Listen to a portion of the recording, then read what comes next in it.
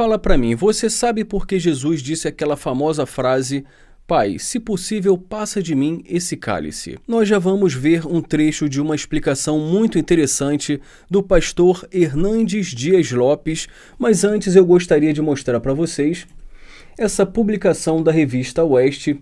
Suécia autoriza queima da Bíblia e da Torá em manifestações. Bom, eu já tenho alertado aqui em vídeos anteriores as perseguições que os cristãos sofrem em países comunistas como Coreia do Norte, China, até porque já não é nenhuma novidade que países comunistas perseguem cristãos.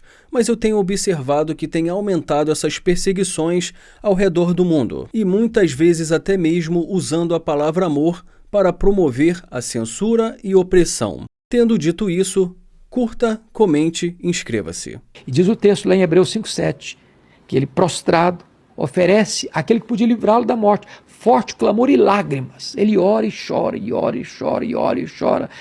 E naquele momento diz: Pai, se possível, passe de mim este cálice sem que eu beba. Mas ele sabe que não era Porém, possível. seja feita a tua vontade. Então, mas ele sabe que para isso ele veio. Agora, a pergunta que você fez, que é para mim mais importante: o que é esse cálice? Exato. O que significa esse cálice? Muita gente acha que a cruz, não é?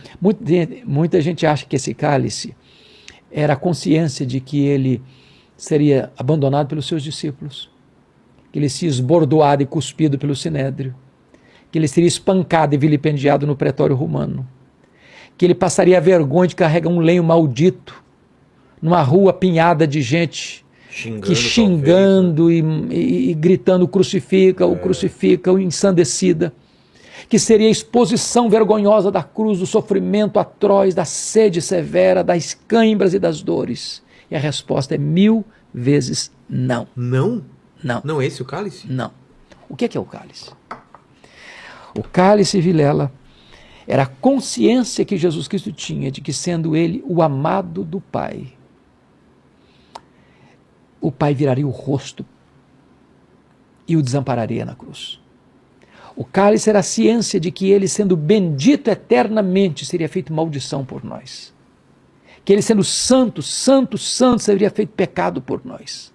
O cálice era a consciência de Jesus de que na cruz o Pai lançaria sobre ele, conforme Gênesis 53, a iniquidade de todos nós. E diz que ali não tinha beleza nele. Ele foi feito pecado por nós. Toda sujeira nossa, toda maldade nossa, toda corrupção nossa, toda violência nossa, todo pecado nosso foi lançado sobre ele. E diz a Bíblia que agradou ao Pai moê-lo naquela cruz. Ele suporta a ira de Deus que devia cair sobre a sua, sobre a minha, sobre a nossa cabeça. Ele sente a ira de Deus nele? Nele. Nossa. Fuzilando-o. Ali na cruz, Deus cumpriu a sua justiça. Nele, no Filho, para não punir a nós. Isso aí é a essência do cristianismo. Sem isso não tem cristianismo. A morte de Cristo na cruz a gente chama de morte vicária, morte substitutiva. Ele morreu não como um mártir. Não foi a cruz, porque se você olhar para a história da igreja, teve mártires que sofreram mais. Que foram decapitados. Que morreram crucificados, passaram um dia inteiro na cruz, jogados aos leões, queimados vivos, torturados até a morte. O sofrimento dele foi sofrimento vicário. Quando eu sofro, por mais que eu sofro pelos meus pecados. Jesus sofreu pelo nosso pecado. Isso é que significa o cálice tão amado. E ele sofreu dor física, dor espiritual. O que ele sofreu lá? Ele sofreu fisicamente, moralmente, espiritualmente. Agora, deixa eu dizer uma coisa maravilhosa para você. Você se lembra que no segundo round de oração veio um anjo para consolá-lo. No terceiro round, ele não chora apenas, ele sangra.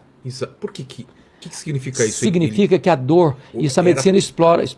Pelos poros a intensidade do sofrimento dele, da agonia dele era tal que os vasos sanguíneos começam a se romper e ele começa a suar sangue. Mas quando ele se levanta do terceiro período de oração, não tem mais angústia. Por quê? Não tem mais angústia, porque ele estava completamente rendido ao projeto do Pai, e o Pai o preparou para aquele momento. Então, para você perceber, quando a turba chegou, capitaneada por Judas Iscariotes, armada até os dentes, Foi Jesus quem se apresentou. A quem buscais? Está lá em João. A Jesus Nazaré, pois sou eu, e caíram por terra. Quando Jesus foi levado para o sinédrio, e eles cuspiam nele, batiam com um caniço na cabeça dele, ele está firme como uma rocha. Depois, na sexta-feira de manhã, eles levam para o pretório romano. Quem está desesperado é Pilatos, ele está firme, sereno. Quando ele está caminhando com a cruz, as mulheres estão chorando atrás dele, e ele pergunta, por que vocês estão chorando por mim? Não chore por mim, não, chore por vocês, por vossos filhos. Quando ele está pregado na cruz, ele transforma aquele patíbulo de horror num palco para a glória de Deus e profere 7 palavras na cruz. Pai, perdoa-lhes. Hoje mesmo estarás comigo no paraíso. Filho, eis aí a tua mãe. Mãe, eis aí teu filho. Deus meu, por que me desamparaste? Tenho sede. Está consumado. Pai, nas tuas mãos entrego o meu espírito. Cada palavra dessa é rica de significado. Então, qual é o significado de ele... Pai, por que me abandonaste? Por quê? Porque naquele momento ali, ele tinha assumido o seu lugar, o meu lugar. Mas Deus abandonou ele? Literalmente. No sentido de que Deus aplicou no seu filho o golpe que devia aplicar em mim. Ah, tá. Porque, não Vilela, que Deus se retirou... Vilela, deixa eu dizer uma coisa maravilhosa para você. A doutrina essencial do cristianismo, que foi o ponto básico da reforma, chama-se justificação pela fé. O que é justificação pela fé? O que é isso? Quando eu disse lá no começo do calvinismo que você pode ter certeza da sua salvação, uma vez salvo, salvo para sempre, e não que você possa viver do jeito que você quiser viver, que está salvo, não, nada disso. Quem é salvo busca santidade, quer andar com Deus. Mas, o que aconteceu? Quando você crê no Senhor Jesus como seu salvador pessoal, significa o seguinte, que houve 3 transações na cruz e isso é operado a seu favor. Primeira transação na cruz, a Bíblia diz lá em 2 Coríntios 5, versículo 19. Deus estava em Cristo reconciliando consigo o mundo, não imputando aos homens as suas transgressões. O que é imputar? Botar na conta dele. Então Deus não botou na sua conta o seu pecado, a sua dívida. Qual o tamanho da sua dívida com Deus? Impagável. Numa parábola que Jesus contou, de 10 mil talentos, um homem precisava trabalhar 150 mil anos no primeiro século para ganhar 10 mil talentos, ou seja, impagável. Deus não botou na sua conta essa dívida. Botou na dívida, na conta de quem? Aí responde a Bíblia, 2 Coríntios 5, 21.